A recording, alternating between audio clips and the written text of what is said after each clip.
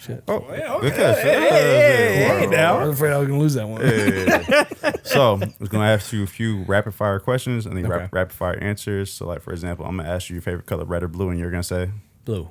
so you know how to play. Yeah. All right. So let me know when you're ready. Am I supposed to do something with the ball? No, just hold on. Yeah.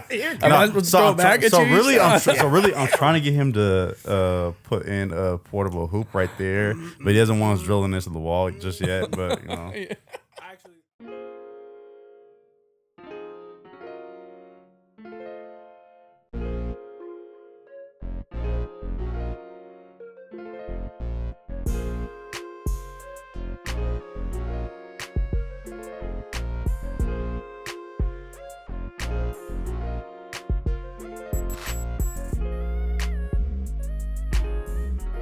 what's up, y'all? It's Cartier Rob. stay forward. It's Joe Kovakovic. And if you chose this podcast today, you're choosing an interview, you're choosing great question, you're choosing great food, but most importantly, you're choosing a good time. Choosing great food. You got some? Yeah, you know, I'm cooking up something nice. Or hey, RJ. So you said filet. You said filet mignon, right? Yeah. Yeah.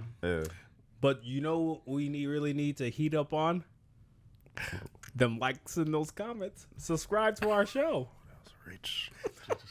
No, but You know no. what? I was You go ahead. I was No. smooth transition. No, go ahead. Do it. No, we like to play this game on this show every once in a while. Man, when I say every once in a while, every week, really. It's called "What Do You Play No Games About?" No pun intended. Rob, would you like to give Joe an example of what it is? So basically, Joe, it's just more or less, whatever's on your head as far as how you're feeling today. It could be good, could be bad, just whatever your mood is. So, Rob, what do you play about? No games about this week. So I'm making cook for this. I don't know play no games about. I think the Pacers would have won if Hallie didn't get hurt. Now, the reason why I'm saying that is we all know when Halliburton starts off like that, if you watch any of the playoffs, that is the difference maker. I really feel if he didn't get hurt, even though I enjoy OKC, you're my first home. I think how he started. Wasn't Seattle, technically? It's actually Rasheed Wallace. But I think Tyrese would have made some history. That's why I play no games about. I concur. I just feel like we got robbed of whoever won. I just feel like we got robbed of a moment. A really good game. Yeah, but no, salute to OKC. What do I play no games about this week? I play no games about the fact that Portland needs to, and it's kind of funny that we have Joe here. I need more petitions or a public outcry about late night food spots because I feel like that used to be a thing pre-pandemic, and now like I have my hidden gems that I do gatekeep, and I have no shame about that because I agree with that. Yeah. Double down. But yeah, people just need more options. Let's try to work on that. I miss Montage. That was a good one. Mm-hmm. Remember that one underneath the Morrison Bridge? It was remember Dig a Pony? Oh, wait a second. Now it's a different spot. It's Lollipop Shop now. Yeah. No, wait. Under the bridge, Montage. It was like a ramen spot, right? Cajun it's Creole. Cajun Creole Okay. food. Yeah. Okay. Oh yeah. Wow. It's like the closest thing that we had to good like Creole food in Portland. Oof. Remember that place? Yeah. I feel like was most really people good. I know they used to only get the mac and cheese though for whatever reason. Yeah, everybody loved the mac and cheese there, but they did good gumbo. They had a few different alligator bites in there, as well as they had great. Bro, you have to remember this. They used to always, if you had any to-go items, they used to Yeah. always put it in aluminum foil and it'd be like like a swan, origami shape. like, it'd be like a swan or something. Crocodile. If you had like too much, it'd be like a giraffe or like something big as shit. Shame. Let's see. This week, I play no games about Portland drivers. No signals, no warnings. The merging is just a nightmare. There's no zipper at all. It's been a week, a lot of driving, a lot of frustration. Coming here today, I almost got into a major accident. I had to choose to be smart, bigger picture.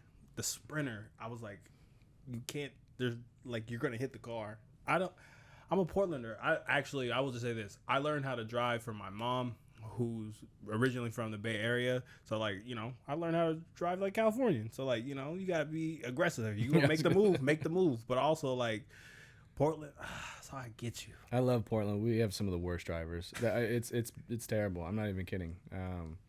I mean, you know, a lot of people like have this mentality of like, I'm in the left lane, so I own this lane, even though I'm going 50 and a 55. And it's like people will drift up on you and get on your ass, and you're just like, oh man, like I already was here. I don't know why. Instead of moving over, just get over it. And you know, I lived in Chicago for about 5 years and was driving a lot there, so I kind of adapted to that, which was a lot more aggressive. But growing up, you know, I mean, when I was learning to drive, I still had this kind of mentality that was like, I was here first. Like, it's not about the fast one. It's about I was here first. Oh, man. But, you know, Joe, it's been a while, bro, since I last saw you.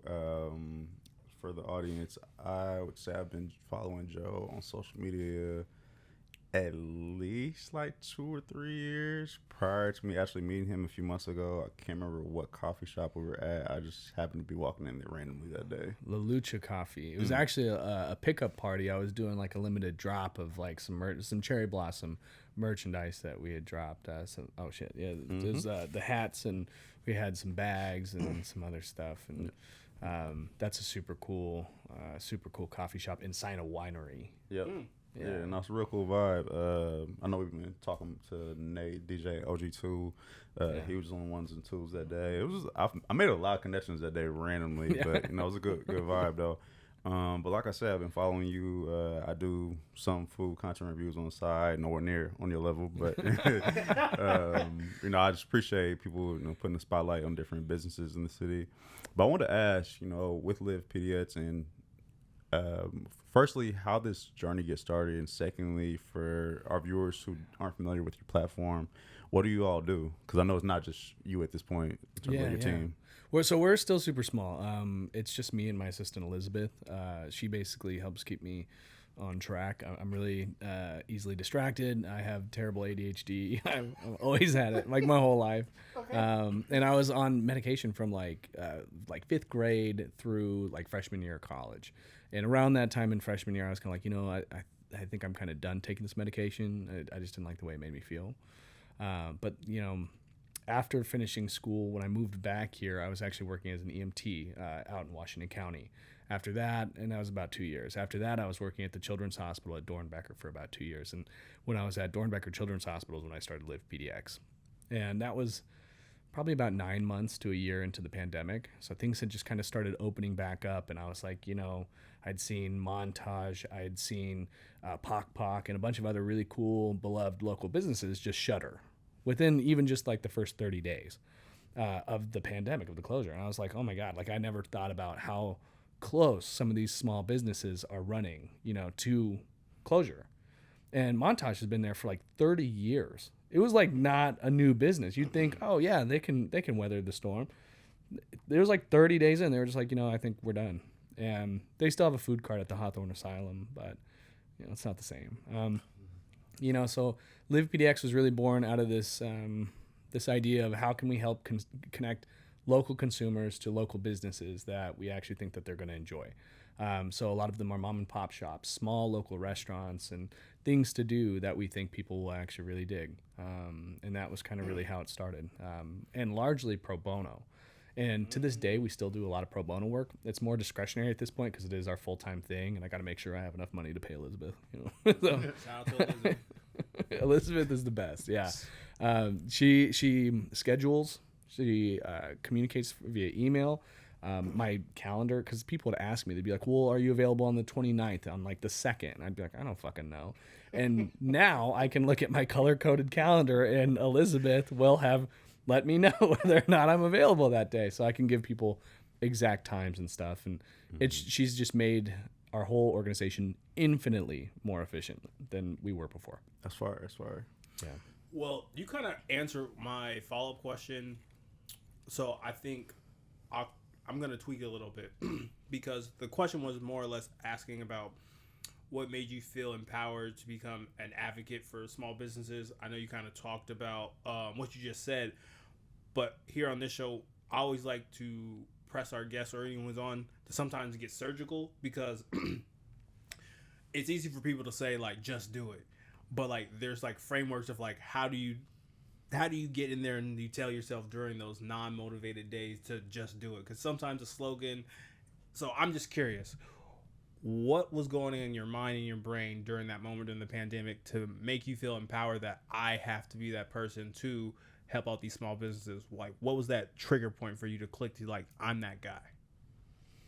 That's a great question. I would say that it didn't click for a while until I had actually started to become that person. So I really started making the content really just as kind of a creative outlet. I did a lot of photography and videography before that, and I didn't think I was going to like make this huge dent, you know, in the creative game in Portland, or think that, you know, I was going to help float all of these small local businesses. It was really like, oh, you know, I have some extra free time because I can't do as much during this time.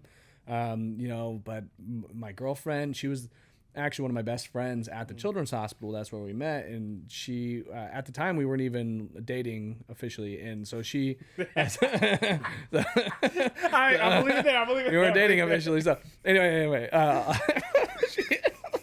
she was the one who encouraged me. She was like, oh, these videos are really good. You're making all these little clips and stuff. And some of them are really catchy and, you know, they're fun to watch. And she was like, you should quit your job. She was like, I actually think you should do this.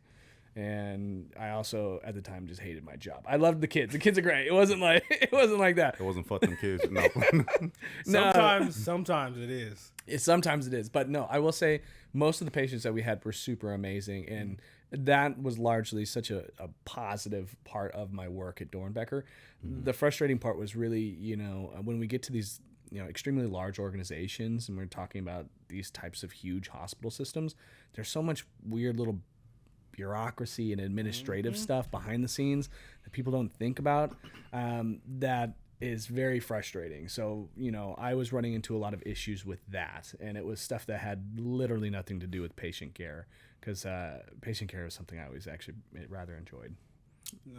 And I appreciate two things. I actually appreciate you saying that, because one, where like when it comes to like content creation, I think a lot of people always think that you get this like pie in the sky, God's like, you are the one who's supposed to do this. And that's why I always like to push people like, no, tell us your journey. Like, because I think that really helps people to like, hey, it can be your girlfriend being like, hey, do it. You can do this. Or it's kind of like, I just need to put, you know, my big toe in, just go. So I appreciate that. Yeah. No, I mean, she was a huge factor in why I actually took that leap, you know, and still is. I mean, she encourages me all the time, you know, and I mean, even just this past year, we've grown so much in the past. We've been doing it for about 4 years now. And we've grown so much. And yes, I have an assistant. That makes it sound like I got all this money, but we have just been like just razor thin margins, because we keep taking on so many pro bono clients and so many things like that. So I've learned a lot of lessons, and, you know, having to set boundaries with, you know, like, okay, you know what, I would love to do this for you, but I just can't do it right now. Or even saying no outright sometimes, depending on what it is. You know, I'd also like to say Travel Portland was a huge reason why I actually was able to make that leap too. That was my first like big contract. And it was when they were first trialing. If you've ever seen, they work with a lot of content creators now, especially with their short form stuff on Instagram and TikTok, where they basically, it was at the time, it was like $1,500 a month. It was flat rate, and we made 4 videos for them. And that was like, it was all inclusive. And they booked us on a 3-month contract for $1,500 a month. And, you know, like now we have contracts like that, you know, but we have this organization. At that time, I had nothing. I had no money, and maybe like, you know, a couple grand to lean on, you know, for rent and stuff. And anyways, they were the ones that once I signed that contract, I realized I had enough breathing room for at least next 3 months to pay rent, that I was like, oh, you know what? I think I'm going to quit my job. So then I actually did it. I was like, you know what? $1,500. I was like, I'm out of here. And so I put in my 2 weeks. We're waiting for that. Yeah. No, for real. All right, just to circle back to them a little bit. So before that contract came in from Travel Portland, if you can recall, what was the video that you shot that you were like, oh shit, this just went up, and I'm not just, you know, posting this and mom, dad, and Uncle Bobby are liking this? Like 3 likes and like 12 views. The first video I think that like really kind of popped off for us was probably I want to say it was the Portland night market. I did a video for the Portland night market during I think Halloween, and that one did really well. And that was one of the first. And there was a couple others. There was this speakeasy bar underneath Loyal Legion. That was really good. I'm trying to remember the name of it. It's like there's like red lights as soon as you walk down. Yeah, that's a. So much. I mean, I've been there before, but also it's not it's not too far from where I live. Really? Yeah. That was a good spot. And that I was hammered drunk when I took that video. I was and like I don't drink a lot, but like when I was going out with my roommate at the time, Sam, and so we were just like popping around town, like just trying some new places, and I was like, oh, maybe I'll make a video if we go somewhere fun. And we ran into a couple of buddies of mine that I hadn't seen in like 4 years, like pre-pandemic. And I was like, oh my God, guys, what's up? And we'd only had like a beer or two or something. Anyway, and so we were like, you know what? Maybe we have another beer or two and then another. And then anyways, I was like, I need to go to the bathroom. Like hours later, super drunk. They're like, hey, let's book a show at Helium. So we were actually going to go to Helium after that. And as I'm wandering to the bathroom, I actually find the speakeasy bar that's downstairs. And it's bothering me so much that I can't remember the name of it right now. But I wandered down there, and the hostess was like, do you have a reservation? Apparently it's reservation only. And I was like, no. And she was like, oh, okay, well, you can come back another time, basically. And I was like, oh, cool. And she wanders off to go, clean bus a table or whatever. And I was like, all right, I'll just go in. So I just walked into the bar, and I sat down at the bar, and the bartenders were like, yeah. And I was like, what's on special today? Like, what's your deal? And they were like, are you supposed to be here? I was like, yeah, she just told me to come sit here. And they were like, okay, yeah, how about this? And the hostess comes over and it's like, excuse me. And I was like, she's making the drink already, so you might as well leave me alone. Anyway, so I love the finesse. that's how I tried it. And the whole time I was making a little video, and that was probably like one of the first 3 videos that also kind of popped off or so. As far. No, it's a lot of adult speakeasies like in that general area, like there, Suso. Yes. Dre Slaps just did an event there recently. Mm-hmm. Like probably like 3 weeks ago. Yeah, it was like a a wine event. It was his wine tasting notes. Mm-hmm. Yep. I missed that. That was on Mother's Day. Yep. Oh, I wanted to check that out. That sounded cool. Been to Panther Club? I'm sure. Oh, you definitely gotta go. They have pretty good food. Panther Club. Yeah. This sounds familiar. It's right around the corner from Lulu. Yeah. It's right up the block from Loyal Legion. Like on that same block. I think I may. Did that used to be something else? If it did, I never went into it. It's connected right next to what's that? Voice Box? Yeah, Voice Box, Yeah. the karaoke joint. I know exactly what you're talking about. Panther Club is smooth. Yeah. It's I have smooth. not been there. How long has it been around? Couple months now. Yeah, Probably like 6 or 7. I think it's in because it's in Quinn's Bar, that group. Yeah. Yeah. I won't say. Yeah. Okay. So no, I enjoy Panther Club. Panther Club is like, it's not like they play great music. Like there's a pool table. Like it gives you a little bit of everything, but like in a Okay. very tasteful. Like you can have as much fun there, but you can also be chill. Like it's like a solid lounge. I'm gonna say it's not necessarily like a lounge, not necessarily a dive bar, but it's like happy medium. I dig that. like Yeah. I like kind of a nice in between. Yeah. Yes. Yeah. My favorite bar probably in Portland right now is this spot that I went to right before the pandemic closed everything down. It was literally the last bar I went to, and it was it's this cash only bar called a Roadside Attraction. You guys been there? No, where's that? This place is super weird, and it's weird because it's in like a super central area, and like nobody really hears of it because like they are definitely like, it's kind of a dive bar. I don't know, like there's definitely gonna be some people that are pissed that I recommended this place because it's like locals is like kind of hipstery, like it's a lot of people that smoke because they have this big outdoor kind of front patio. It's like in an old house that I think also used to be a Chinese restaurant, like in the 70s or something. What street is this on? This is on like 11th and blocks, maybe 2 blocks south of Belmont. Okay. And it's by some apartment complexes. It's also right next to Basement Bar. if you've seen that one. Yeah. Or these are several blocks up from like Cartopia. Yeah. I'm at I think it's called the Triple Nickel. Is that That's too a good far? one. Yeah, that's too far. That's too Too far. far. That's too. This It's is far off too of far. like 11th, Okay. maybe 10th. Okay. And this bar is just the weirdest place. It's right next to the spiritual wellness place. And Almost near Grand Central. Oh, okay. no, it's still farther in. Grand Central's probably out to like 20, almost 20th. Is that far out? Grand Central off Hawthorne? Yeah, Grand was like right a corner from Voice Box and all that. It's not that far. Yeah. Yeah. Not far. Or are you thinking about the one? You're thinking about like the really central. Yeah. Oh, okay. It's not too far away from there. So it's God, I need a better reference point. Do you guys direct remember for the Zell's challenge. Cafe? Yeah, I do. It's like 2.5 blocks from Zell's. Right. And a roadside attraction, you kind of walk in. It feels like you're walking in somebody's backyard. It doesn't feel like you're supposed to be walking in there. And there's like a bunch of little nooks throughout this courtyard kind of thing. And it's kind of like, it looks a little shoddy. Like it doesn't look super nice. And there's a lot of people like smoking cigarettes and chilling out and drinking beers and whatever. You walk in and it feels like you're walking into a Chinese restaurant from like the 70s or 80s. Okay. Like it's got a very distinct vibe, but it also has some random decor that you're like, that could belong in my uncle's cabin. Like that doesn't make any sense. And you walk in as cash only. They do have an ATM there, and they have this huge archway that's like distinctly this like 70s, 80s Chinese restaurant vibe. And then just past that, just the shittiest pool table you've ever seen. I love shooting on it, and it's got like specific dead spots, you know, where the ball will hit like and just spin randomly. the wall, and it'll Yeah. just like stop right there. Yeah, You know, and you're like, yeah. oh, I was trying to bounce that. Anyway, fantastic bar.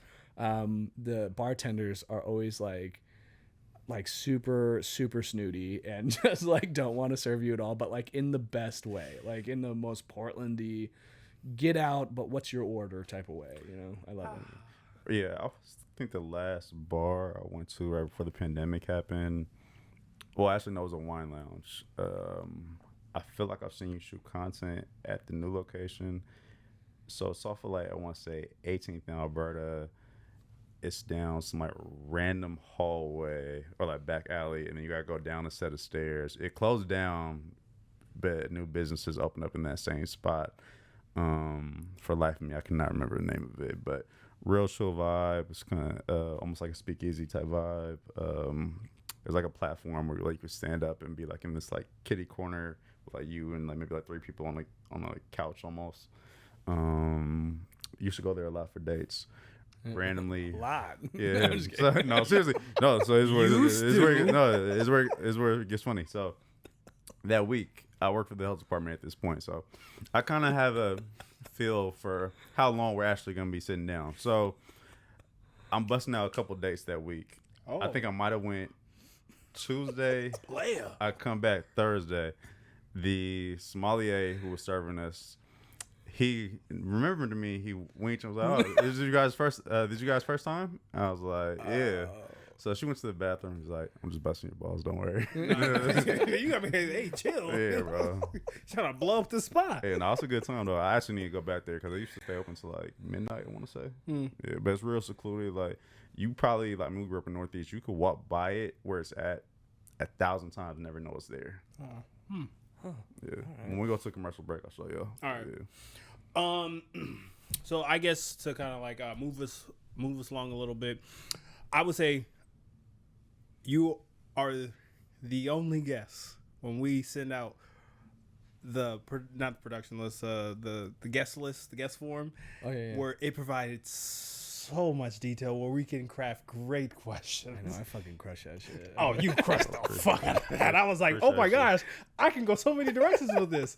Now, one of the things that caught my eye, and it was also on your social media too as well, where you kind of talk about that Portland has abundance and has so much potential. Now, my mind goes many places, but I actually want to ask, when you say Portland has abundance and potential, what is that? What do we have potential of? Oh man, that's a big question.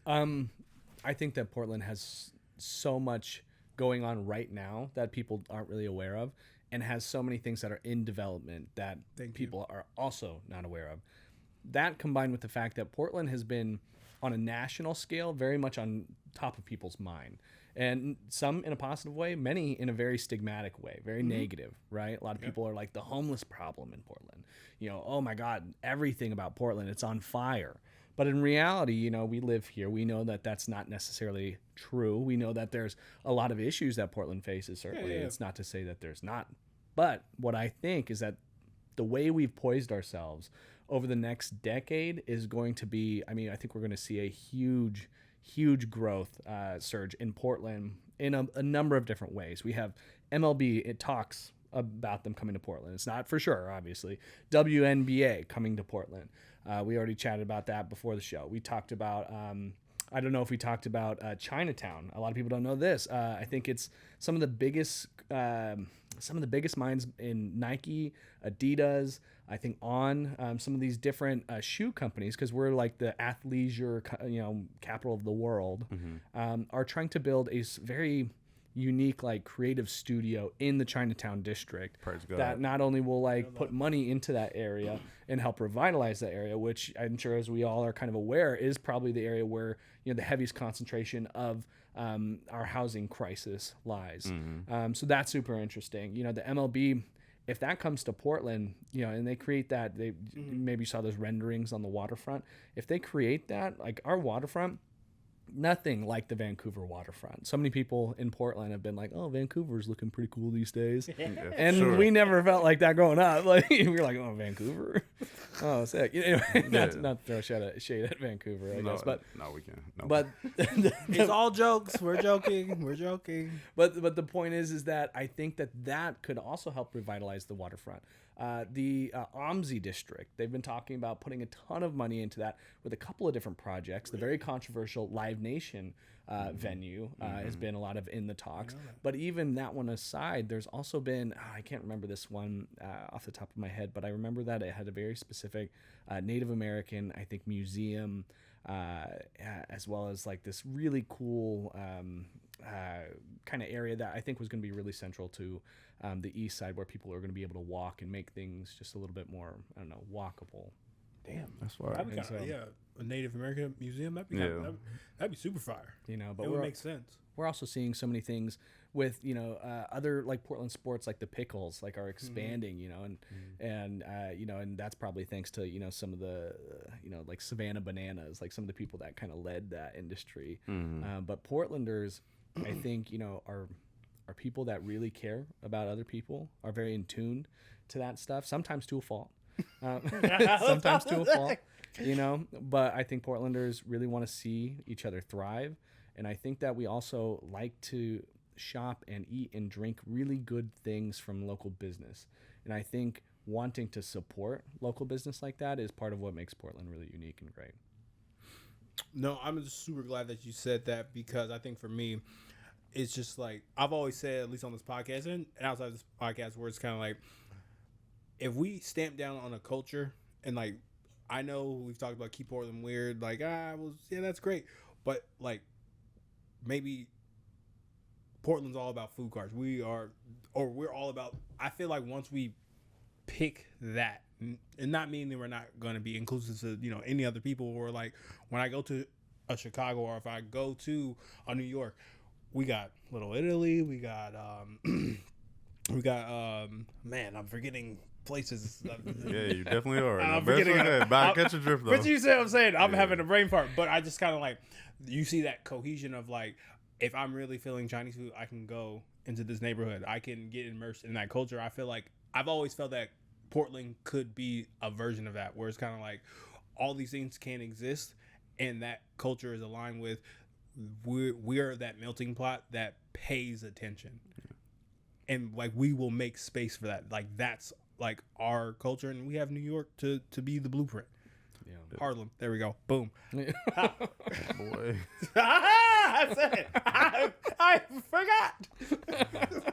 No, I mean, to your point, I think whether it be, you know, different factors I'm not going to get into, there could be more space provided for some of those cultural hubs. I would say Portland in general, like, whether people want to admit it or not, we do have a certain culture to us. You know, like, as much as, you know, I may hate some of this how Portland is stigmatized.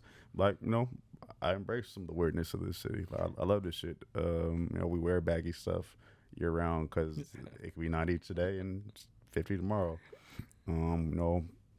If you go to, I'm trying to get somewhere, Atlanta, right? I know it's starting to grow now, but like it wasn't abnormal for me at 9 years old. I'm gonna go up to Grilled Cheese Grill, get a sandwich real quick, or go to Chuck's and just grab some food, or I'm gonna eat some chicken out of Jack's. That's just what we do, and we hoop outside year round because we don't got no choice. Sounds nice. Yeah, This is always fucking raining. yeah. Like that old stick, like you could tell somebody's from Portland or not if they use an umbrella. Yeah. I ain't gonna lie, I do sometimes, but like I do feel them. Like if I'm running from here to your car or my car outside, right? I'm probably not gonna take the time to unwrap this umbrella. I'll probably just grab my hoodie and sprint. What's the distance where you do? I want to know when right, you're like, oh, this definitely warrants an umbrella. So is it Portland rain or is it like really like drenching? Because Portland rain, I know what you mean. You know what I mean? Because like it's an annoying trickle. Just kind of missed. Yeah, it's mist. It's annoying, like little trickle of rain. Now if it's really drenching, I got at most a block.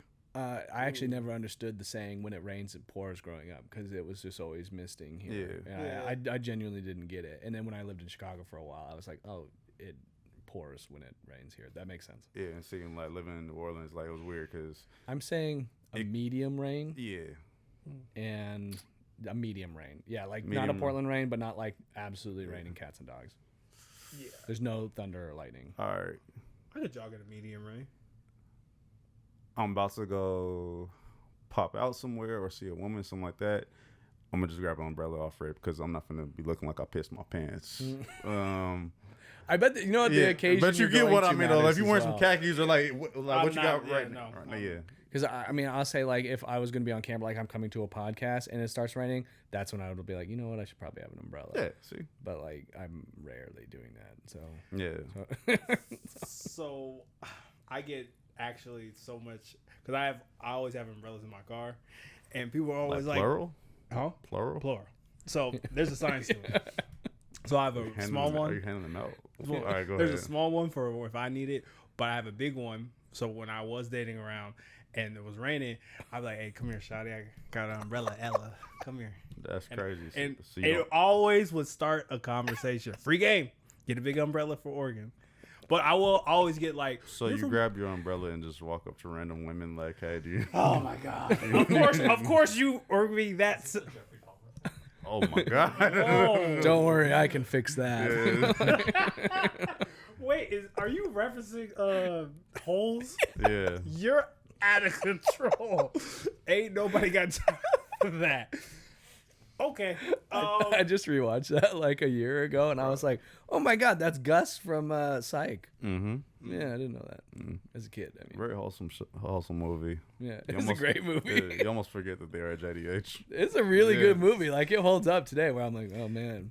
Hey, my favorite line. I'm tired, Grandpa. It's too damn bad. Can't wait to say that when I'm a grandfather. Crazy. Nah, but you ready for a commercial break? You know, commercial break. All right, y'all. We'll be right back. Be right back.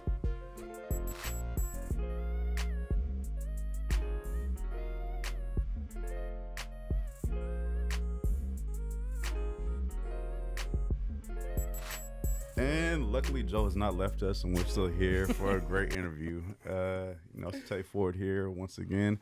So, Joe, I gotta ask, bro. We've been talking about your business for a little while now.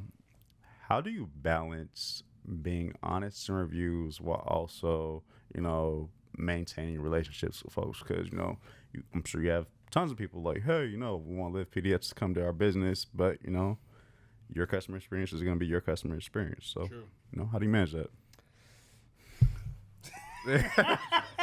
I'm just playing.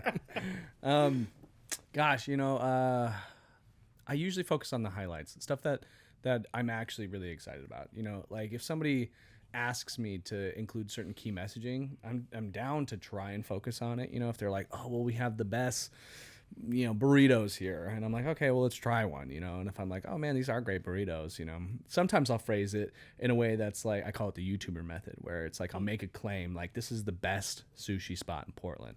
There's going to be a bunch of people that are like, no, it's not. I know the best sushi spot in Portland, which then boosts engagement, right? Which is a good thing. But then in the caption is usually when I toss in my most honest stuff that I'm like, ooh, I think this is my favorite spot in Portland for sushi. Or maybe I say, this is probably one of my favorites. It's usually in those wordings where I'll let you know kind of what exactly I feel about it. If I say it's the best sushi spot, oftentimes it's because I'm trying to gain some sort of like attention for it, of like, oh, is it though? And I think maybe it should be considered one of them, but I'm not the voice of, I'm not the person who really can dictate that. So a lot of times, as I was first starting out, I was trying to be so precise with how I was describing things. But then as I got, a little bit more experience in it, I was like, people don't really give a shit what I think. But if I make like a polarizing statement like that, it at least gets people's attention so that they'll start talking about it. Because at the end of the day, I'm not here to rank the places in Portland. I'm here to get people talking about them and put it in front of people's eyes. I have to go just real quick. Oh, yeah. All right. So with that, do you ever have like, in a sense where I knew you, recognized you, have people come up and are like, hey, I didn't like what you said about Dan's hot dog stand, and like try to banter with you about that? Not in person. Okay. Not in person. I've had people recognize me in person. That's always been largely very positive. If they've recognized me and not been excited about it, they were at least nice enough not to say anything. Does your girlfriend get like annoyed about that? Like in terms of like, you guys are eating and somebody just comes up to you?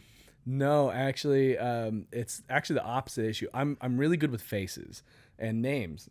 So if I see somebody that I haven't seen in like a decade, that I've met twice and wasn't even that close with, I'll be like, John, oh my God. And she hates it because I always just have to say hi. I'm not going to let it like, I don't know. I always feel the need to like say something about it. Not just from even like a networking standpoint, but I also just find it polite and not like the awkwardness awkward. Of like, we're staring at each other. I know you from somewhere, but yeah. I'm going to skip right over that. I'm going to say what's up. And she hates notes. it. She feels like I went to high school with everybody. She's always like, I swear, because I'll just be like, oh, I think I went to high school with that guy. Yeah. I should go say hi. And she's like, don't. Sometimes you gotta keep the same energy. If someone's like, yeah, you're like, I'll be honest, it does feel very embarrassing when you're like, hey, I know you, and they're like, and I'm like, I see what you did there. I'll wait. I've definitely put people in that position where I'm like, oh my God, so good to see you. And they're like, who the fuck are you? No, they knew who I was. All right, so bro, this is how you navigate that. Here's some game for y'all that don't know. If you ever meet somebody not familiar or can't recall rather how you know them, just make some quick banter. Hey bro, yeah, we gotta get up. Matter of fact, put your number in my phone real quick so we grab a drink or something next week. John, my guy. Let's see. And they probably went home that day and were like, dude, this random guy just asked me on a date. This is good. Nah, There you go. I gave him my number and I don't know why. Now we have a date next week. That's only if it's a person, and we've all been there where it's somebody probably met them at least 20 times, but for whatever reason their name does not stick in your head. Yeah. Oh, my bad. I gotta get closer. Yeah. I'll give that a whirl. But these particular people I'm talking about, they know exactly who I am. So it's just kind of like, we're doing the big timey game. And they're like, oh, yeah, from Eugene. Yeah, from Eugene. Yeah, we've been in study groups. I know you. We've got grades together. We were in the same group project. You know who I am. But actually, one of the things I kind of want to double back to, when you were just telling me, when you were just telling us about like how you do the review aspect, it kind of actually made me remember of Mel Robbins. She had the judge, this like super popular judge who always gives whoever he's seeing like the least restrictive, like he's an old white gentleman. And on the podcast this week, he was just talking about how he got that from his father, about like always giving compliments to people, and that's the best way to motivate folks. So I thought that was very interesting that you would even say that, because I'm kind of like, when you do have to give reviews, because like one of the reasons why I really appreciate Tay is like, you know, he does give his honest take with stuff, but he never going to lie to you, because I feel like you have to care enough to a person to be honest. But also I feel like you push a lot of people more with compliments than, you know, pushing them down. So I really appreciate you saying that, because I was like, man, that OG told that judge, and I was like, So I just wanted to share that with you, because I feel like that's a really dope method.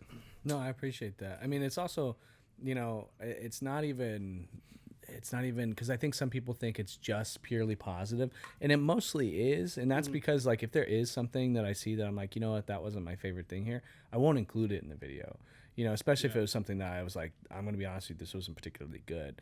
And I'll say that to business owners. Like, if there is something that I genuinely think like, hey, I don't think you should be serving this to the people, I think it's not good, Right. I'll fucking say it. So awkward. I had a situation like that where a local business here reached out to me. It was right when I started doing food content reviews. They were just getting their one social media platform started up, hit me up, asked me to come in to try this item they were making a specialty out of. It was me, like 2 other influencers in the city, and then like a taste tester group.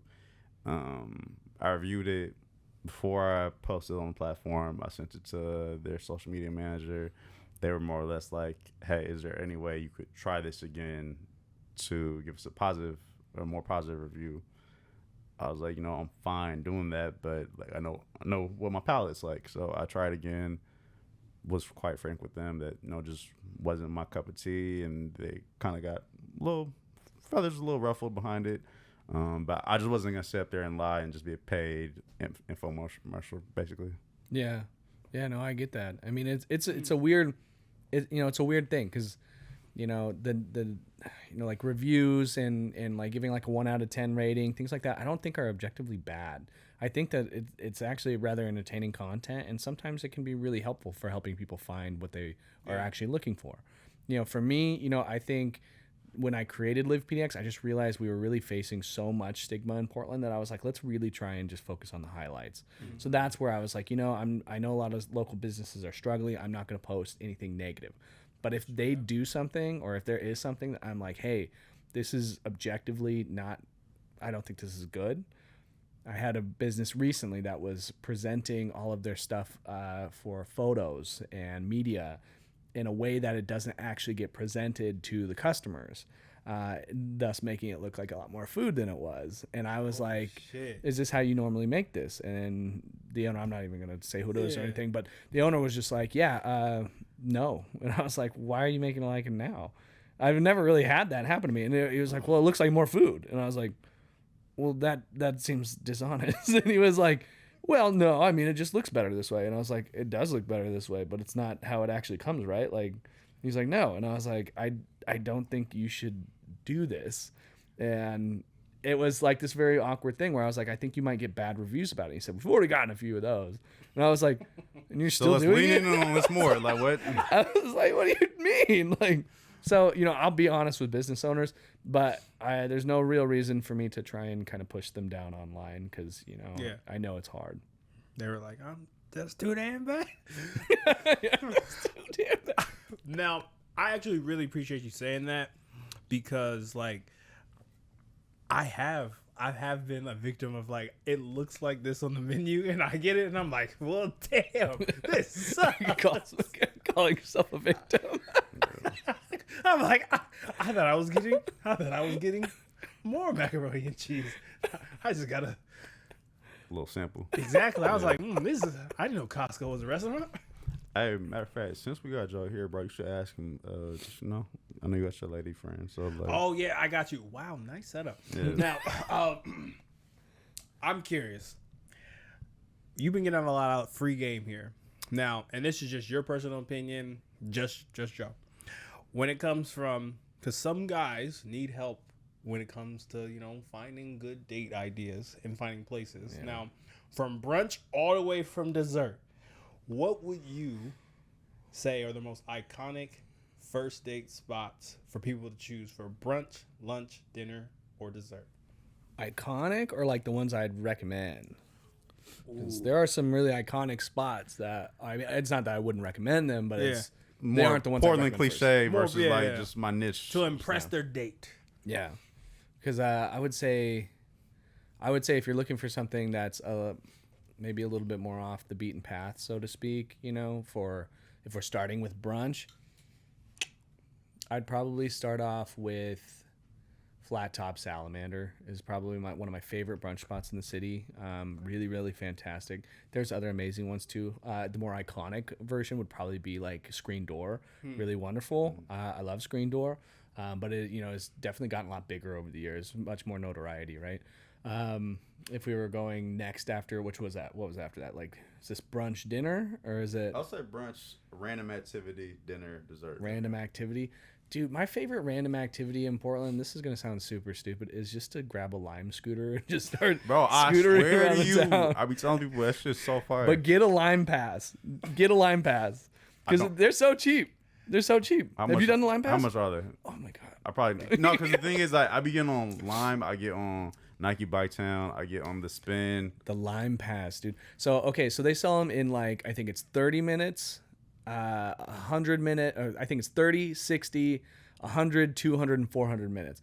And now, like, the 400-minute is, like, a lot of minutes, right? But you get it, like, 30 days to use it. But if it's going to be, like, August and it's going to be super sunny, like, as local, like, you can use that time, right? But if it's like, oh, maybe I'm just going to be here for the weekend, maybe a 60-minute or something pass. And I think you get, like, a week to use a 60-minute pass or something like that.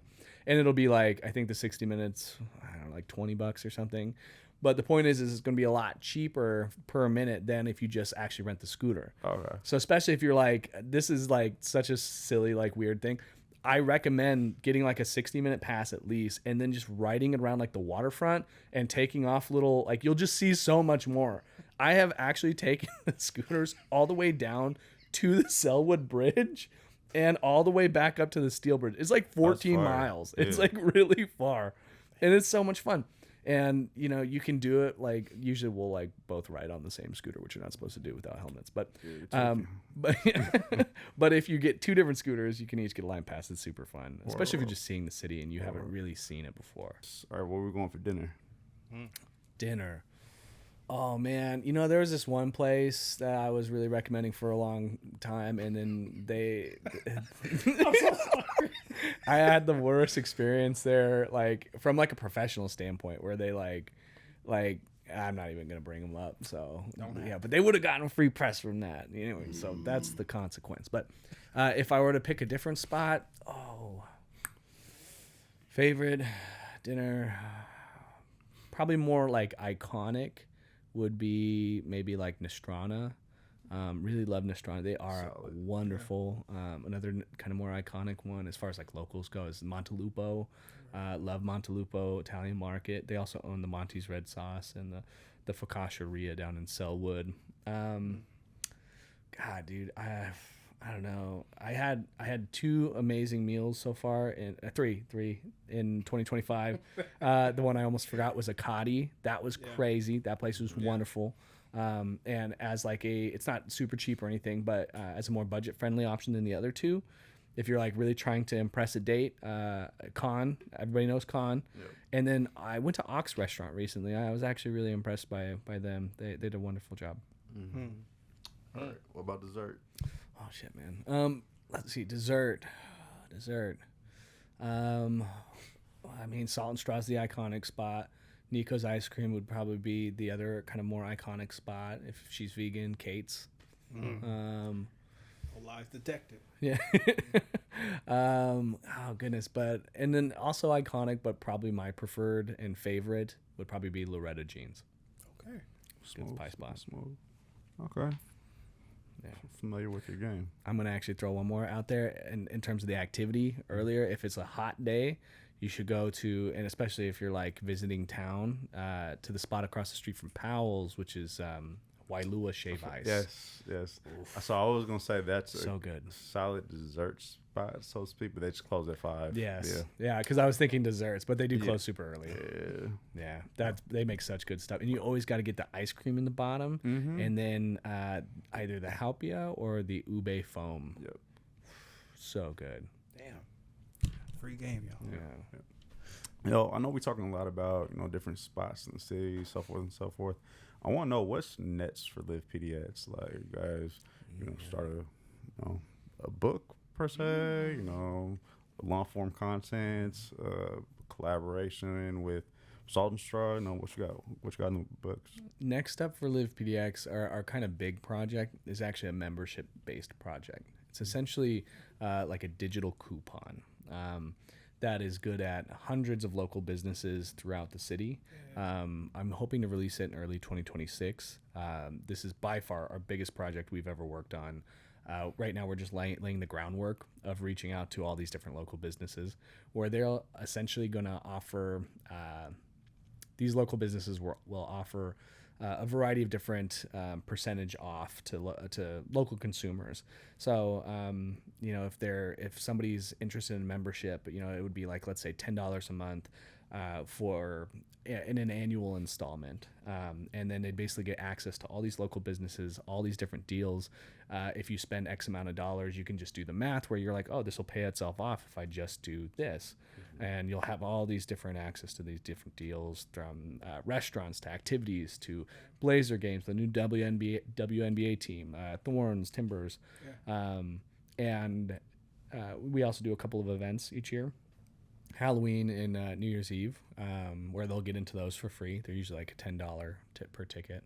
They'll get money off or discount off the Portland food tour that I also do, as well as we're dabbling in merchandise, as well as some other things. So I think that's kind of our big project. And then aside from that, I'd love to get into more long form content.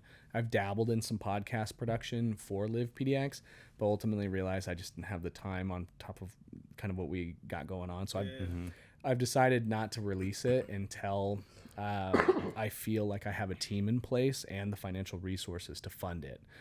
So we actually are planning on not just a podcast, but kind of like a Guy Fieri, but local Portland, like diners, drive-ins, and dives, specific to the Portland metro region, where we're just basically going out and showing off these local businesses, the same ones we make short-form content about, but in a long-form, released in series, kind of like an actual, like a web series type of way. Yep. Yeah.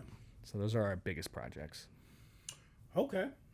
So I have a two-parter for you, and then I don't know if Tay has a few more for you, but my two-part question, they'll kind of be really quick, is so when it comes to you've done a lot of different jobs, and I'm just curious, which job has taught you the most about people? Probably serving tables. I've served tables at a lot of different restaurants over the years. A lot of just front of house work, and you just engage with people in a way where you're very busy and they're very much not. And some people handle it differently than others, and you just get good at reading people and seeing how they're actually how receptive they are to you, and your energy and who you are as a person. Serving tables is something that it also teaches you a variety of unique skills of multitasking and all different kinds of things. I think everybody should do it at least once in their life, because it is a surprisingly difficult job. Fair. Which leads me to my follow-up question, which would mean, what part or what chapter do you think you're in when it comes to your success story?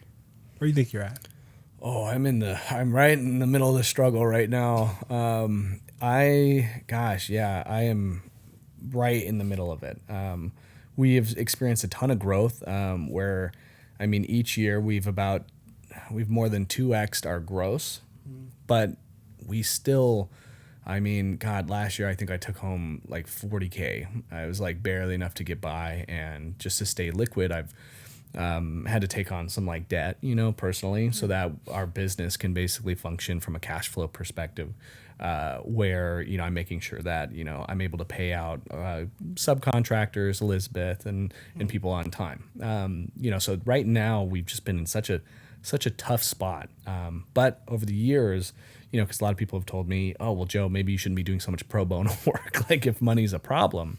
But we've built so many contacts and connections over the years, and we've done so much work for so much people that I feel is genuinely appreciated, that eventually I'm gonna be asking for favors, So when it comes to like propositions like this membership project, I think that it is something they'll already be interested in, but it makes it so that my foot's already in the door, and these conversations are going to be infinitely easier. Damn. So I recognize that I'm kind of in the thick of it right now, but there's definitely light at the end of the tunnel, and I have a lot of hope, not just for Portland, but I think LivePDX is really going to be a big part of helping Portland kind of thrive.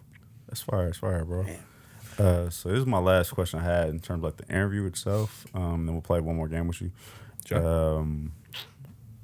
What words would you give to like the next Joe, I guess you could say, who somebody with his kid who's like I like doing food reviews. You have any words of advice for whomever that person may be? Anybody who, whether it's food reviews or content, make sure it's something you actually give a shit about. That is the most important thing, because I've been doing this for like 4 years now. Like I just said, I'm not rich. I'm not even close. I'm poorer than when I started. but but things are going good. Like I know where I'm going. I know I can see it. I can visualize it. But the point is that you're going to do it for a very long time before you start to reap the rewards. So if you're going to do it give it everything you've got, and make sure you really give a shit about it. If it's podcasting, whatever it is, just really give it your all and do it way longer than you probably should, and just still keep trying and make sure it's something you are just absolutely obsessed with. Fire. So we're at my favorite part of the show where we play this game. It's called Shot Clock. Okay. Oh, shit. Oh, okay. good catch. Hey, now. I was afraid I was going to lose that one. Yeah. So I was going to ask you a few rapid fire questions and then Okay. rapid fire answers. So like, for example, I'm going to ask you your favorite color, red or blue, and you're going to say Blue. so you know how to play. Yeah. All right. So let me know when you're ready. Am I supposed to do something with the ball? No, just hold on. Yeah. Am I supposed to throw it back at you? Really, I'm trying to get him to put in a portable hoop right there, but he doesn't want us drilling into the wall just yet. But Actually, that's, you said that before. It kind of went out the brain. I got you. Okay, so we got that on camera. We could do that, but I do love those. You haven't seen like I'll the make sure. highlight We'll have that. videos We can do it. of like kids we gotta like get a smaller dunking ball. on- That's just way too heavy. like super low quality. Like All right, bet. All right, so let's start out. you said invite- rapid fire. Yeah. No, because you addressed like three like within the. I'm No, just I got you. All right. You can invite one dinner guest to a location in Portland, dead or alive. Any celebrity who you going out with? Robin Williams. Nice. Respect. Favorite food cart in the city? I'm just trying to remember the name of it. La Osita PDX. Super underrated.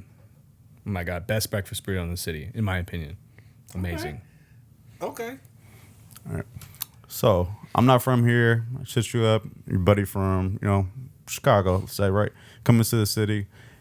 A Timbers Blazers game and Thorns game, even though I know that's not possible, are all happening simultaneously. Which one are we going to? Timbers. Timbers, specifically because the energy in Providence Park when the Timbers are playing is unmatched. There's no other sporting event where it's that hyped, especially if they're playing Seattle. Oh my God, dude. It's crazy. But the Thorns, I personally enjoy watching the game play better. Nice. What would you say is the best section in the city? Like West Side, East Side, Lower Central Districts? Yeah, generally the East Side. Whether it's north or south depends on the exact area. They're all very different. We were talking about regions of like New York, like the boroughs. They all have different identities. It's very much like that in Portland, but on a very much smaller level. So like if you go to the Pearl District, very different vibe than if you're hanging out off of, I don't know, if you're hanging out off of, well, pretty much anywhere on the side. I will tell you right now, 82nd of the Pearl. That's night and day. It's very drastic. Night and day. Or, Drastically different. You're going to see some stuff you don't need to see. All right, got last two for you. All right, not to count your pockets, but If you had to guesstimate, how much do you spend eating out per month? It's a lot less now because a lot of it's for free. What was Which it is before? good, which is good. When I was first starting out, it was a lot, and I actually write. I still do. So actually, even today, I went out and I made a video, and I recorded it and paid for my food and everything. So I do write it off as an expense, very much so. But it has to be something that makes it into the video that I use for content. It's not the same as like a business meal. These are still things that I absolutely need for my business to function, but it's not the same as a business meal write-off for anybody that's watching that. So don't do that. Yeah. Okay. So last one. Oh, I forgot to answer your Oh question. yeah, though. but you. Was it on a monthly basis? You Yeah, said? monthly basis. When I was first starting out, I was making a lot of videos. Nobody knew who I was, and I was just coming in and making the videos. Probably like $2,000 a month. It was a lot. It was a lot. All right. So I know it's kind of a taboo topic on social media, but we're just gonna shoot from the hip. What's a ballpark number a person should expect to spend on a first date if they're taking somebody out for dinner? Oh, it depends on the date. Everybody has different expectations, and if you know the person, before you ask them out on a date, you should have a good idea of what their expectations are. Hopefully, like especially if it started as like a friendship that's blooming into like a romantic thing. Where maybe there's somebody who just likes, dinner and a movie, something pretty chill. Maybe it's somebody who expects something pretty grand. If I were to give it a generalized first date, I would say anywhere from $100 to $150 is a pretty safe area, but it totally depends on who the date is. Boy, he's good. Oh, man, he's like, I'm Boy, not section on this yeah, side. yeah. Euro step that shit. Demographic. Man, we need you on here. You Euro step some stuff. Yeah, no, I appreciate that, bro. That's all I got. Even though I don't speak for all of them, but I feel like I have the telepathy. We just want to say thank you so much. And I'm not going to lie, this was a pretty hilarious interview. I learned so much about my friend over here. It's almost like I interviewed him. Bro, why you sound like Shawn Wayne's and Here we white go. chicks? What a nice, lovely chocolate man.